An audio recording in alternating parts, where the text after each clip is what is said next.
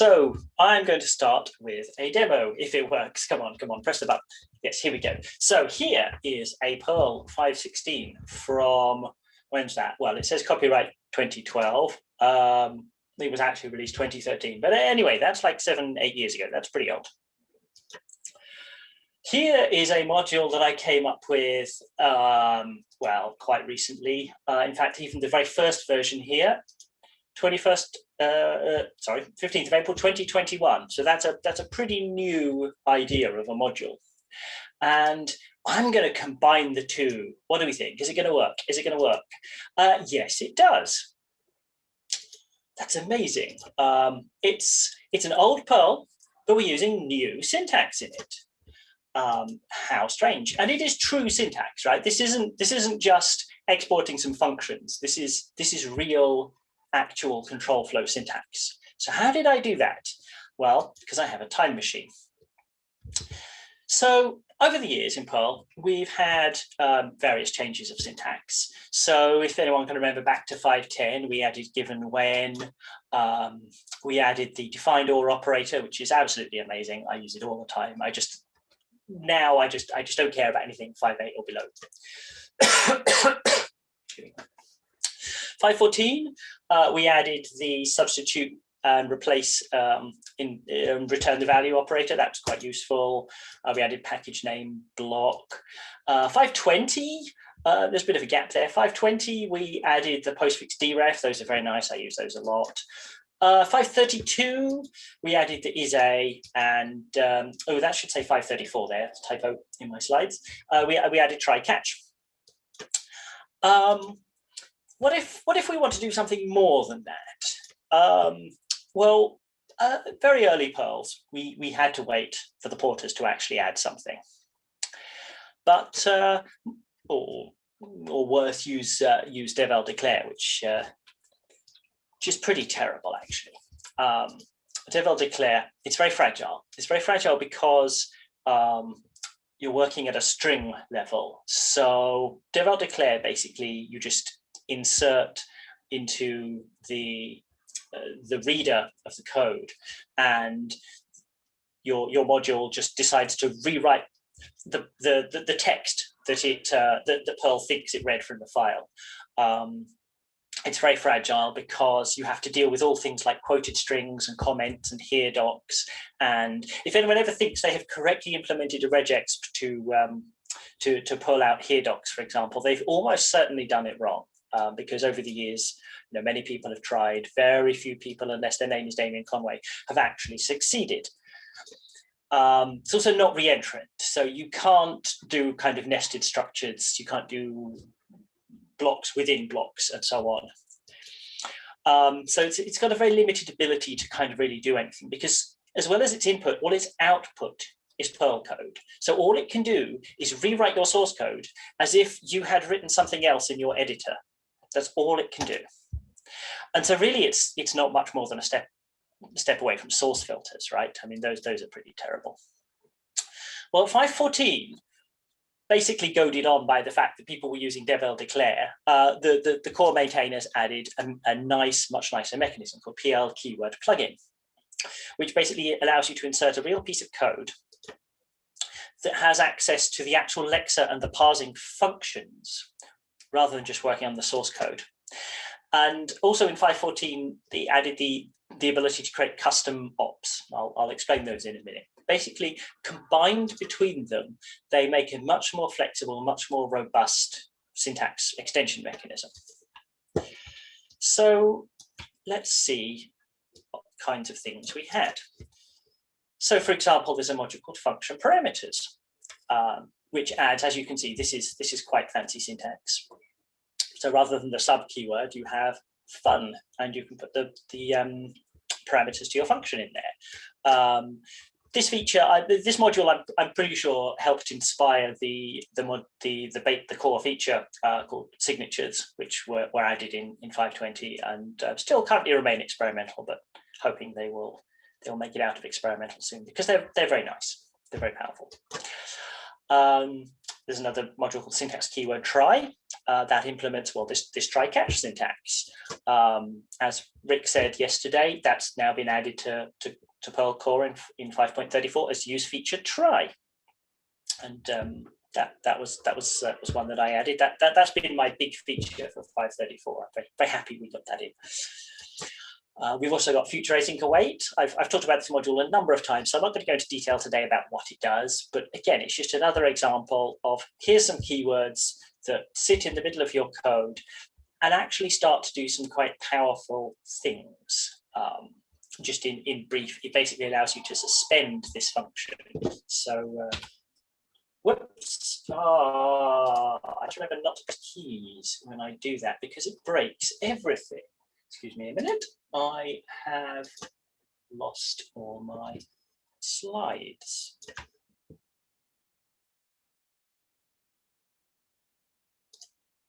Come on.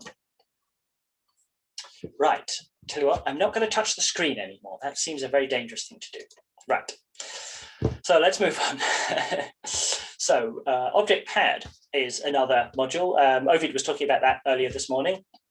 Again, I'm not going to get into detail about what it does, but again, just look, here we have some quite expressive, some quite powerful syntax that has been added as real keywords, real syntax, real stuff in the language. It's really doing things. And with any luck, that may one day become, another core feature. Perhaps we'll call it use feature class, hopefully. So overall on CPAN, there's basically this collection of modules, and there may be one or two more kind of little ones lurking around, but I'm not really aware of any other syntax modules other than these lot here. Now, if I put the authors and the release dates on there, you might spot a bit of a pattern. Because if, for example, we were to remove, well, function parameters, kind of that's now all in core in 5.20, that's now signatures. Use feature try, well, that's kind of superseded in a way by my syntax keyword try. It's just kind of a bit more powerful, does a bit more stuff. And switch plane again is another module I've not really mentioned yet. That's kind of superseded by syntax keyword match. So if we kind of remove all those, because in any case they're all old, pretty much all of the syntax modules that exist on CPAN that anyone might ever have used were written by me.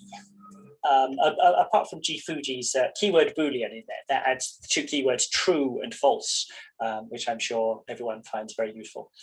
But really, nobody other than me seems to be writing these things at the moment, which is a bit of a shame,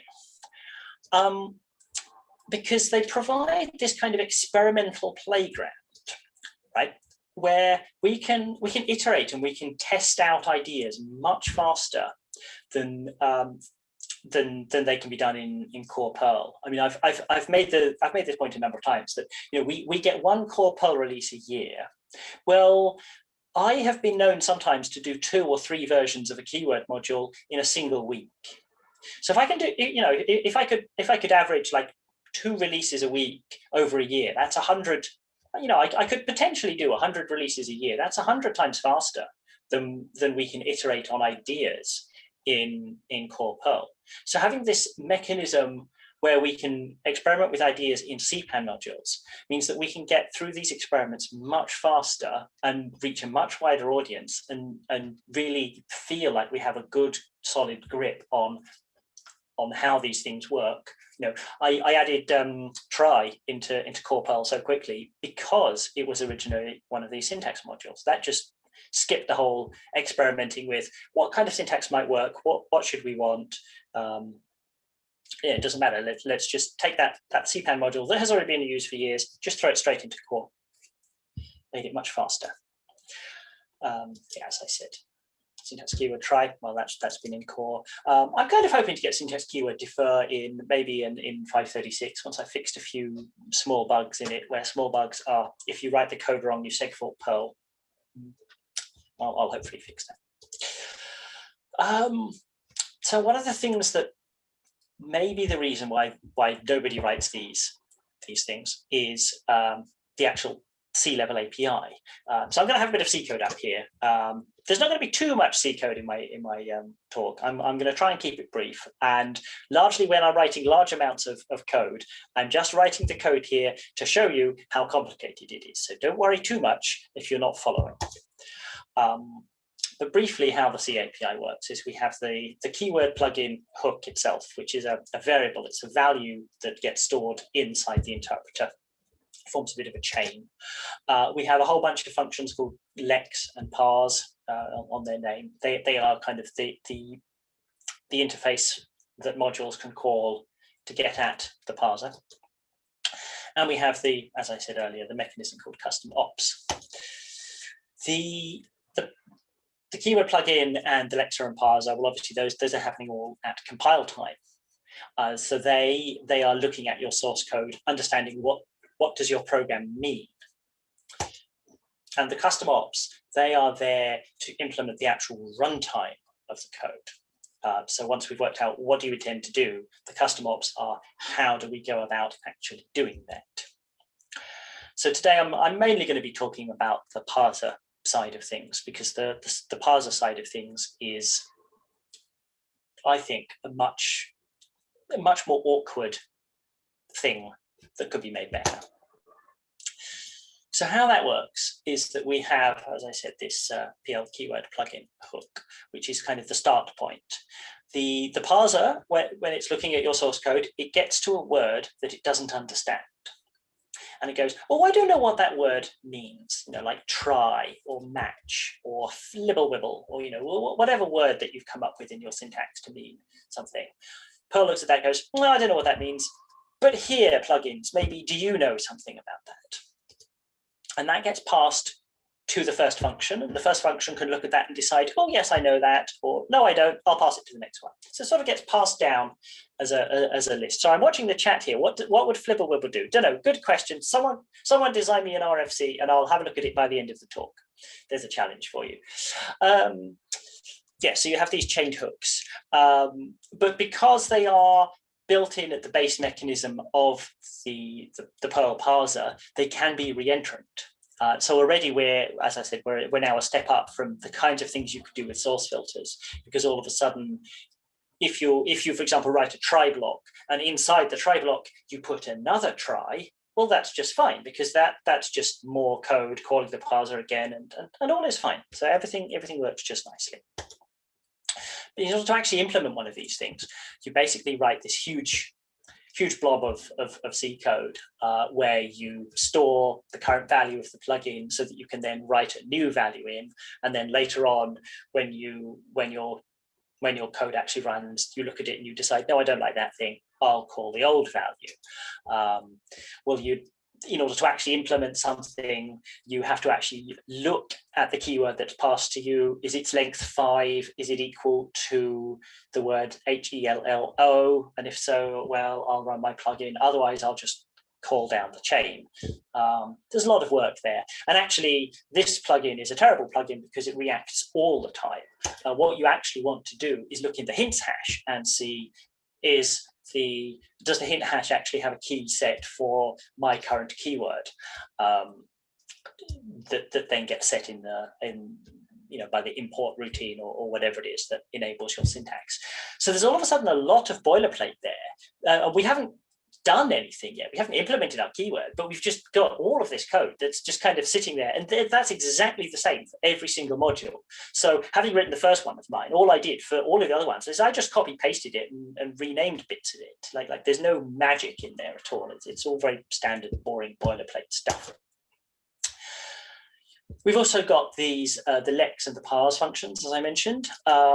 So when the code actually gets invoked, it can start pulling more things out of the source code to actually parse the things that it's doing.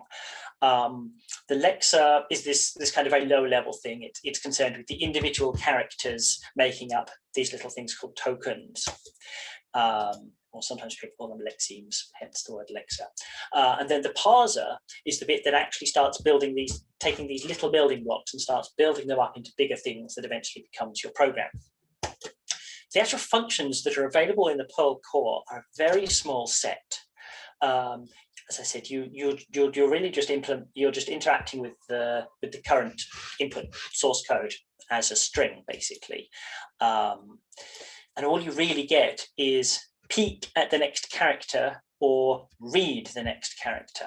And there's a white space skipping function there to help you, but really that's kind of it. There's very little help from the core Lexer. With the parser, it's not much better, really. The core parser, you can, in theory, get that to do most of the work. It can recognize things like expressions and statements and blocks by consuming input out of the buffer, and it returns this thing called an op tree. So I should probably have a little aside to explain what do I mean by an op tree. So in Perl, code gets compiled into tree-shaped structures called op trees. Each node of that tree is a thing called an op, and we sort of build them up together from the little tiny base ops into sort of larger ones that form individual statements, expressions within them. A sequence of expressions becomes a whole function. It approximately corresponds to the written syntax. They don't quite in all cases. Things like for each loops look a bit weird in the op tree shape as compared to what's written, but generally it's an approximation of the written syntax. So you can sort of think of it like an abstract syntax tree, like an AST. It's not quite an AST. It's not usable in the same way as an AST is, but it's kind of the same thing if you're familiar with that from other languages. So, little example here. So if we were to have this statement here, my 7 equals 4 plus 3, the compiler looks at that, parses that, builds it up into an op tree. At the top level, that's a scalar assignment. So we have this op called sassign. And within that, that's formed of an add op that itself is formed from this thing called pad sv that looks for a variable, lexical variable, and this const, well, funnily enough, that's a constant. And then we assign those into another pad sv. And so that's the kind of data structure that you're working with inside these custom keyword plugins. And they're a very powerful way to represent the Perl source code. But trying to build one of those, trying to get one of those out of the source code is a bit awkward, and also is again quite limited in its ability.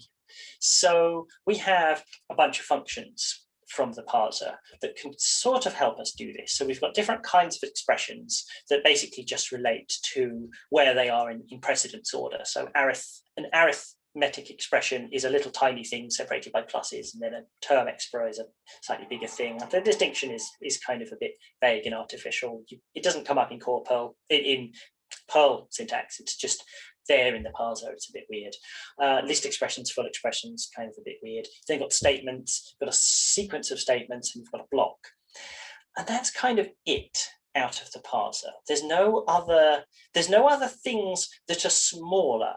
So there's no things like, give me something that's just a lexical variable, or give me something that's just a label, or just a word, or anything like that. So you've got this kind of problem where the Lexer functions, all you can do is take out single individual Unicode characters.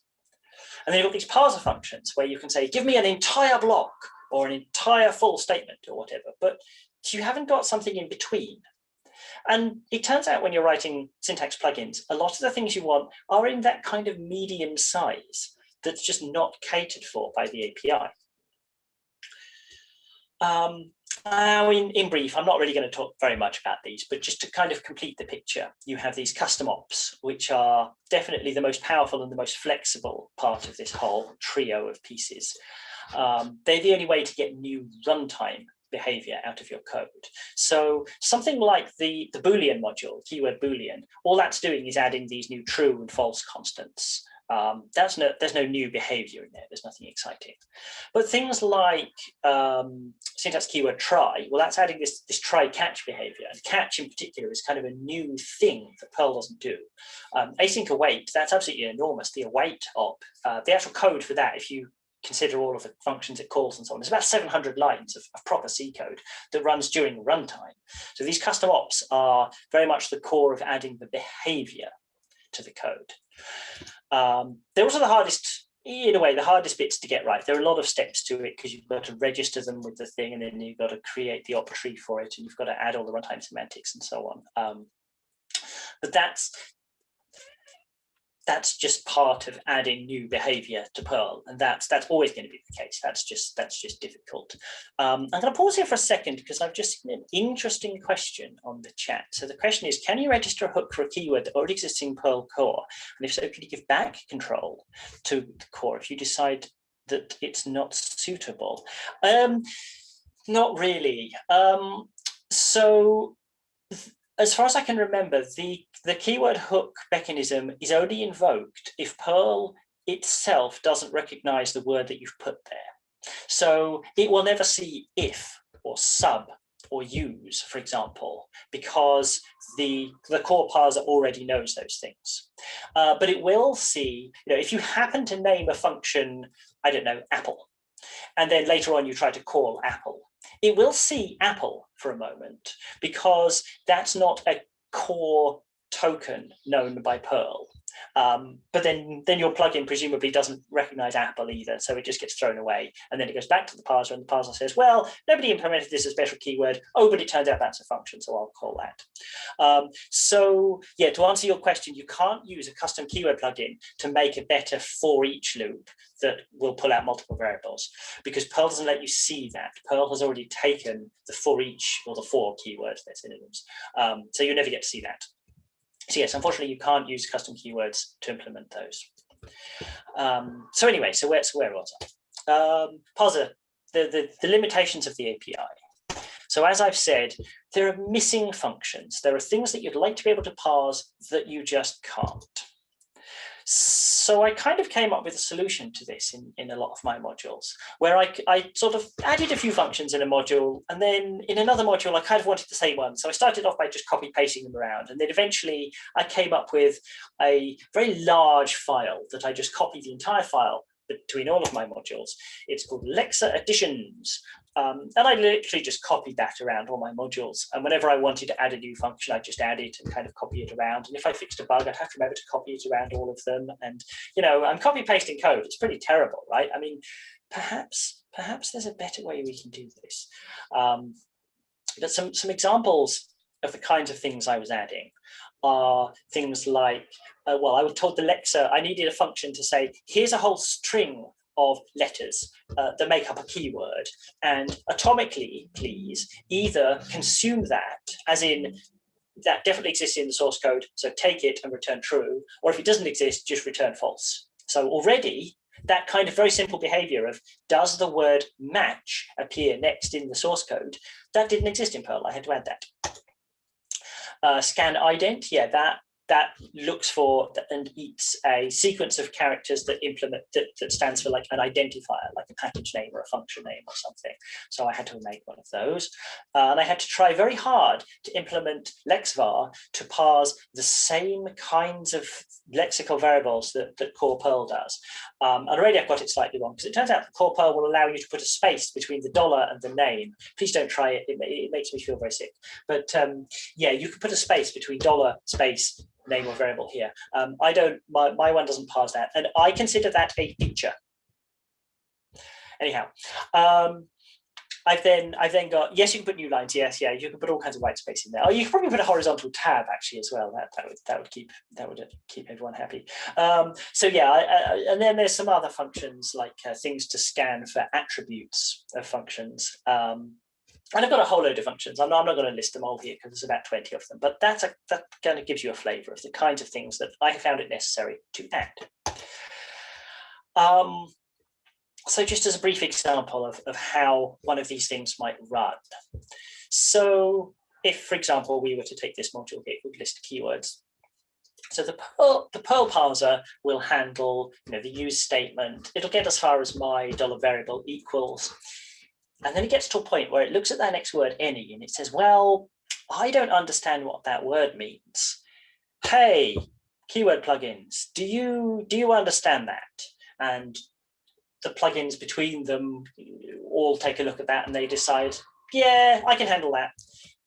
And then then whichever module decided it was going to handle that, will eat all of the syntax that it wants to have in whatever way it does by calling code.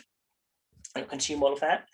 And then it hands control back to Perl, and Perl will kind of consume that semicolon, and it'll carry on doing its thing.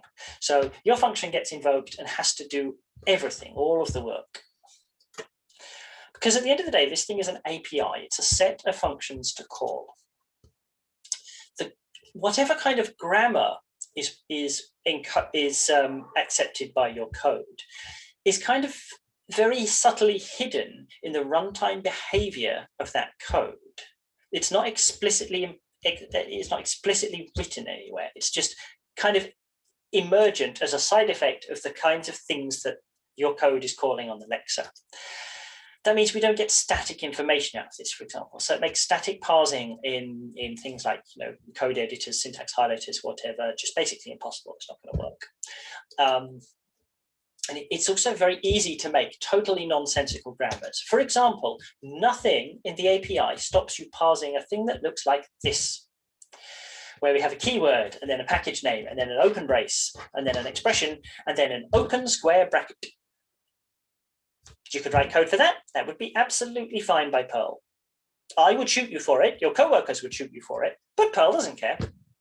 And that kind of thing is not very nice because it's kind of too powerful in a way. It's so flexible that it's easy to make something wrong, and we don't like that. So as I've said, these things have seen very limited use so far. Pretty much, I seem to be pretty much the only person who's actually writing things with this keyword plugin mechanism, which is a shame. And I think we need to do something better. But we have the perfect opportunity to do something better because nobody else is writing any of these things. So I kind of felt that I had carte blanche, as a word, to just kind of do what I like and come up with something nicer. So I did. And I created this thing called XS Parse Keyword. XS Parse Keyword is a CPAN module. It's an XS level helper module. So it's a module and you load it. You don't actually get any new Perl functions.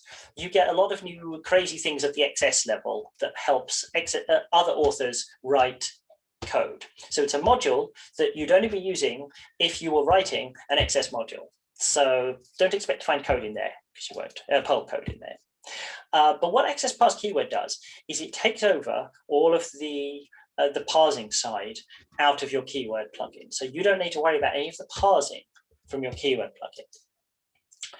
You still have to build your op tree, and you still have to actually implement the runtime semantics. So this is not a truly magical mechanism for creating new keywords. It's just to help you parse them. So you still have to understand what an op tree is. You still have to work out how to implement your semantics. You don't have to worry about parsing it. So this module works as kind of a registry of keywords. If you want to implement a new keyword, you register it with XS Parse Keyword and you provide a name and I call it the permit key, the name that we're going to look up in the hint hash to see whether or not this syntax is enabled. You have to supply a list of pieces, and I will explain what those pieces are in a moment. And you also have to supply your op tree building function, because as I said, I'm not handling the op tree building. That's your job. All we're doing is the parsing. Sorry, there's another exciting question. Nicholas has so many exciting questions. You're starting to think that syntax keyword match was containing copy-pasted core. No, I haven't copy-pasted any core code around. No, I've just written new code, just using the mechanisms that are already there. Yeah. There is some crazy copying of core stuff, but I'll get onto that later. But that's only because core forgot to provide something. But anyway, so how XS Parse Keyword works?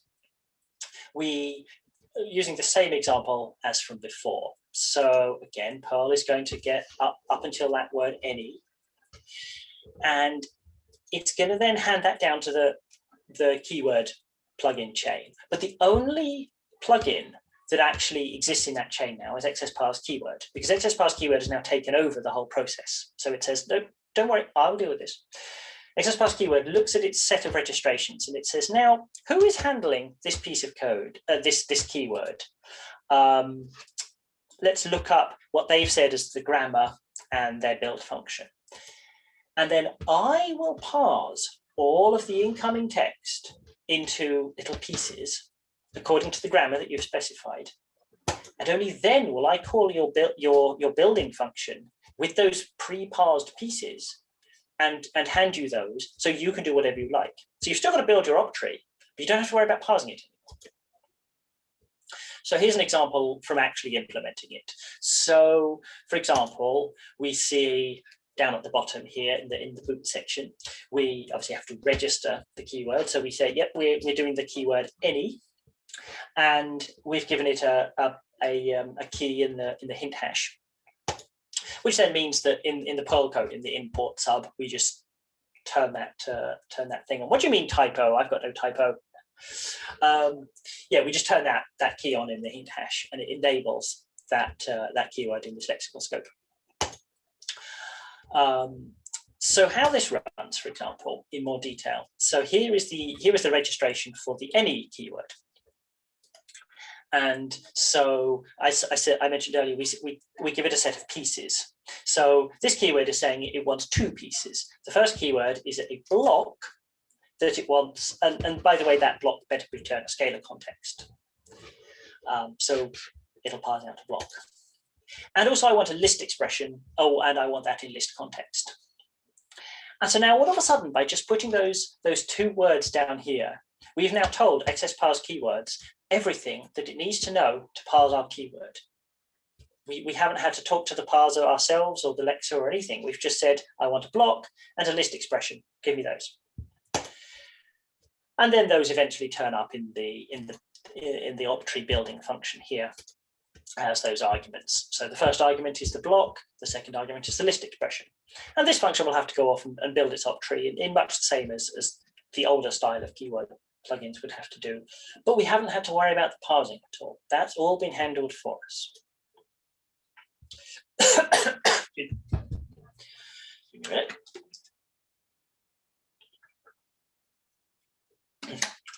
So as I said, one syntax item is called a piece. So what kind of pieces have we got? Well, we've already seen, for example, we've got these, whoops. So we've already seen we have blocks and we have list expressions. There's a whole bunch of other things that we can parse as well. So there are things like term expressions. So syntax keyword match, for example, uses those in some various places. We've also got these literal things. So you can expect a literal word case or a literal colon. Now, I've very specifically not given the ability to just wait for any kind of literal character. So you cannot just say, I want a literal open parentheses, please. Because if I gave you that power, you would probably get it wrong. And you would end up making some kind of grammar that didn't make sense because its parentheses weren't balanced. We have things like a choice. That's kind of a little bit like a regexp alternation thing where you say, well, I want that thing or this other thing or this other thing. So syntax keyword match basically just says it wants to find these various operators here. I said I'm not giving you the power to have parentheses, but what I am giving you is this thing called a parenthesis scope. So you can say, I want a scope with parentheses around it, and inside it, I want a term expression, then a colon, then a choice of these things. And all of that is going to be surrounded by parentheses. So it means that you cannot forget to wait for the closed parenthesis at the end. It just kind of happens automatically for you. There's some nice little magic there to just say, these things with parentheses around them, please. Now, I wouldn't bother to put the entire source code of the previous version of syntax keyword match on the screen because it's absolutely enormous. It's about 200 lines to parse all of that. Whereas this thing here, I think that's about 20 lines. That is literally copy pasted straight out of the XS file. That is the entire grammar of syntax keyword match. That there perfectly describes exactly what it parses. That happens to be a piece of C code that gets run by the Perl interpreter, but you could just take that as information because it's just declarative information, and you could throw that into your code editor or syntax highlighting mechanisms or kind of whatever. You can do whatever you like with that because that's just information that can be reused in other places to give other tools the ability to perfectly parse this code. Again, it's not going to implement the code, but most other things that parse the code don't need to worry about the runtime semantics. They just want to worry about parsing it. Yes, all right. So you can put, Abigail is trolling me here. Abigail says, oh, what about HPK literal with a quote, with a parenthesis in quotes? I mean, yes, you could do that. And okay, so I haven't made it impossible to make silly grammars, but you have to go out of your way to do something silly like that. So yeah, don't do that. I mean, I could have it check for those, but I currently don't. Yeah, it's always Abigail trying to break things. I know. Right. So that's all well and good, but a major problem that still exists here is that plugins can't cooperate. Now, what do I mean by that? So I have the, as I said, I have this module called future async await, and that allows you to create async subs. So you put the word async in front of your sub, and now you've got this wonderful async code that you can put await expressions in. And we have object pad. Now, object pad's very nice. It allows you to write methods using the method keyword. And so inside method, you have lexical variables that correspond to all of the object slots, and you've also got the $self, the $class, and you've got a bunch of nice stuff in there. So you'd think it'd be really nice to be able to do async method. The problem is you can't, or at least not with this current mechanism. So I came up with another mechanism called XSParse Sublike. And actually, I wrote that before I wrote the keyword because I needed this. Whereas keyword just basically makes things a lot nicer. But XSParse Sublike, I literally had to make something possible. It's a registry of keywords. Each one is provided in it as a set of hooks. And those hooks are all called various parts of calling sub, of parsing a sub. Because as I said earlier, it turns out that core Perl, it gives you the Lexer functions, so you can peck away at single individual characters, or you can call the parser and parse huge things, but there's no middle granularity there. You can't say, I kind of want to parse a sub, but interrupt me just at this point because I've got something special to do. So I have a whole lot of hook functions that are specifically designed to be able to compose behaviors together and allow multiple modules to cooperate to parse a sub. So I'm going to try and go through this a little bit quickly because there's a lot of steps. You don't have to worry about all of these steps. This is just a brief example. So Object Pad has a whole bunch of these steps. It's actually implementing all of them. Here they all are. So how that works, well, Perl gets as far as the method keyword and then invokes all of the magic and the whole magic starts. And then XSParse Sublike is now taking over and it says, right, here's a thing that's a bit like a sub. Before we start, do you want to do anything? Because it turns out Object Pad does need to do something. I'm then going to parse the name. I'm going to see, do we have any attributes on the sub? We're then about to start the block. Do you want to do anything like add lexical variables, ... maybe, because you want $self? Okay, you go and do that, right? I'll go and parse the code, right? I'm about to finish the block. Do you want to do anything such as adjust the op tree? Go do that now. Okay, I've done that. I've now finished parsing. Here's your new CV. Do you want to do anything with it? So all the time, the parser is, the XSParse Sublike is doing all of this parsing, but telling you, by the way, did you want to do something else? Similarly, future async await, when it runs this, it has a whole bunch of these hooks that all run at various times, which means that when we put both together to do async method, so the async works, future async await says, yep, I recognize that as a sub-like thing. Here are some hooks, carry on. And then we go method. Oh, that's a sub-like keyword. I know how to deal with that. I've got some hooks over here. I've now got two sets of hooks, which means that when I start parsing through this, I can suddenly run both hooks. So future async await gets to look at the block, and object pad gets to look at the block. And then it gets to run at the end, and then it gets to have a look at the CV. Both modules get to cooperate. So that's a really cool mechanism. So where do I want to go next with this? I want to add some infix plugins. I'm going to wait there for a second for people to gasp. I want tighter integration between these modules, because as we've seen, there are some mechanisms here, but we could do a lot better. I would like, oh, there we are. People are now gasping on the chat. Good, thank you. I would like automatic deparse support. Going to be hard in general, but I've got a few places. So infix.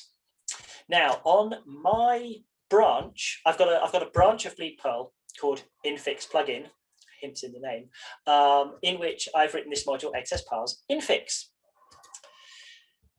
which allows you which allows infix parsing of infix modules, infix operators. And I very much want this module to be the user-facing API. So I've kind of not documented PL infix plugin. It's part of the mechanism. And my intention is to ship XSParse infix as a core module and say, you should be using this module to interact with the core Perl, because that gives us a lot of ability to fiddle with core Perl on the inside. Doesn't matter, as long as we keep that module working. If you just talk to this module, that's how you do it, how to do it, because it very easily allows things like the EQU operator, which I talked about in my FOSDEM talk. So just briefly here, it's like string equality that understands undef and understands that undef is not the empty string.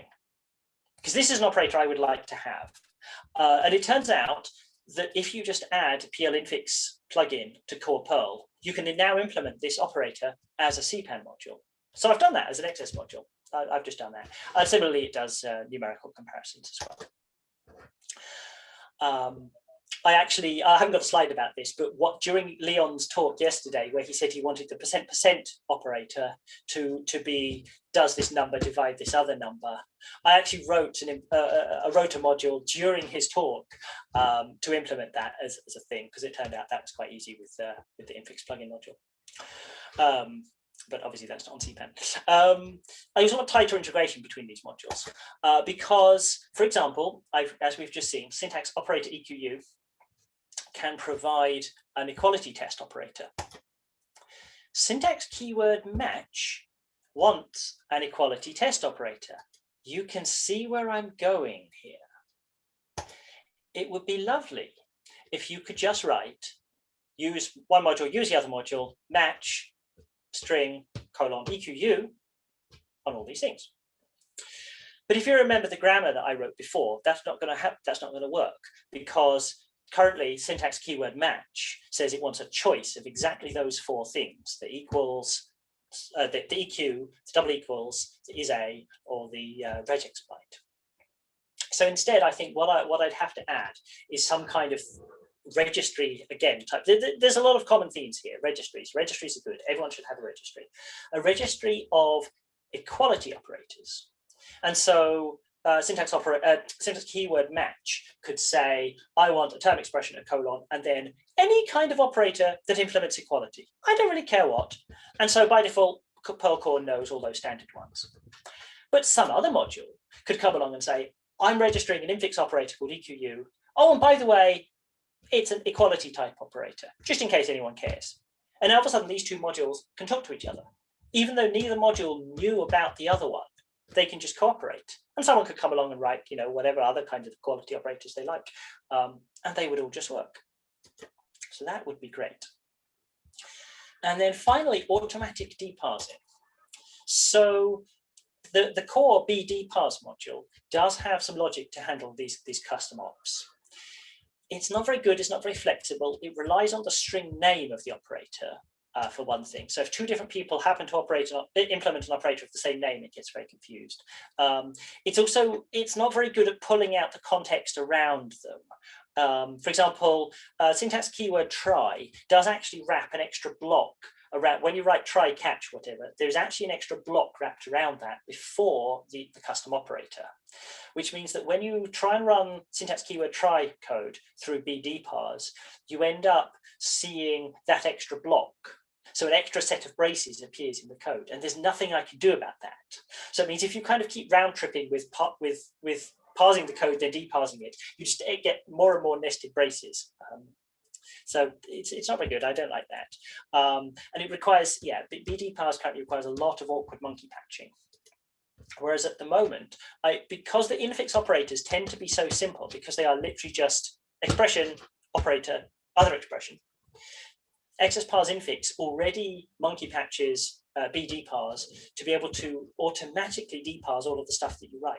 So every syntax module that I've written that's using syntax, that's a syntax operator module, already bdparse just works, and I never had to do anything special in each module.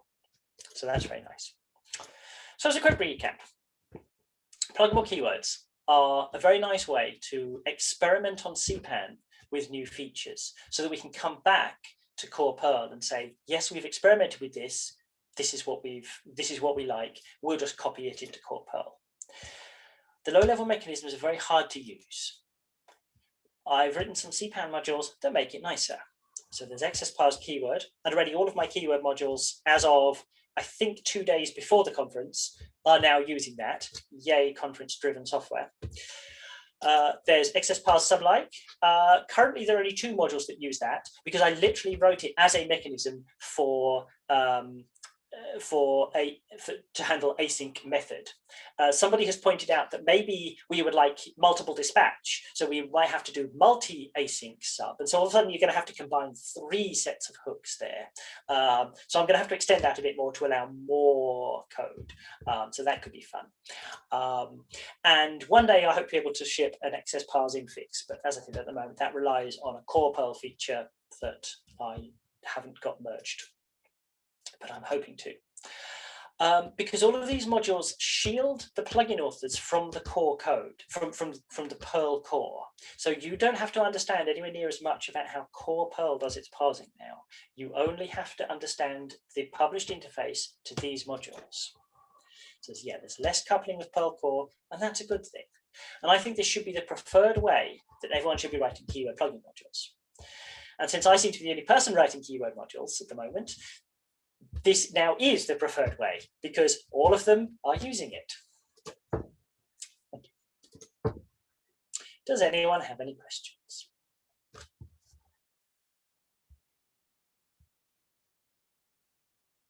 Someone's written a question that appears to be. I've got a couple comments. Mm-hmm. Okay, I'll listen to your one first, and then I'll come back and do one from the chat. Yeah, go on. First. Your sound's dropped out. I can't hear you. Sorry, unmute yourself again. I'm not sure. I'll come back to that. I'll take this one from the chat first. How does pluggable keywords work with dependencies among modules being used in an application? If you add a keyword in a module, what's the scope of that? Oh, these things are entirely lexical. So the point that I was making right at the beginning about the hint hash, let me see if I can just briefly nip back and find it. The point that I was making about the hint hash here is that you have to put in some work to say, here's the keyword that I recognize in this scope with the lexical hint enabled. And so the oh, I don't know whether I'm going to find the slide at the moment, but oh, I've lost the slides again. Yeah, Drive, don't do that. But yeah, the point I was making about they're all lexically scoped because they're all enabled by things in the lexical hint hash that gets put there by the import sub. So they're totally lexically scoped. You can have 2 different modules that implement 2 different keywords. It's all fine. Or two different modules of your code might be using a keyword that's the same word from 2 different plugins, and that's all absolutely fine. Right. Do we have this question again? I think we've got maybe 5 minutes or so. May I? Yeah, go ahead. Okay. First of all, I think we should nominate you for the first annual Damien Conway Most Mind-Blowing Presentation of the Conference Award, because that was really Really amazing. Second, Cool. Thank you. if you get enough of these excess parse modules actually shipped with the core, then how much twiddling of the actual core do we really need to use? If you ship these with the core and then you vote on, okay, we like this one, this implementation of EQ, and ship that with the core, how much twiddling with the core do we actually have to do? So I kind of glossed over quite a few of the inner details. I mean, if you implement custom code, then as far as the Perl core is concerned, its op type is op custom, and it happens to have a special function attached to it, which is the function that you've supplied to implement your semantics. And so there are lots of things that the core of Perl doesn't really do properly. So there's things like the internal optimizer. So the internal optimizer inside core Perl understands all of core Perl's ops, the real ops that are provided by core Perl, and can shuffle them around, provide better versions. Things like multi-concat is a bit crazy.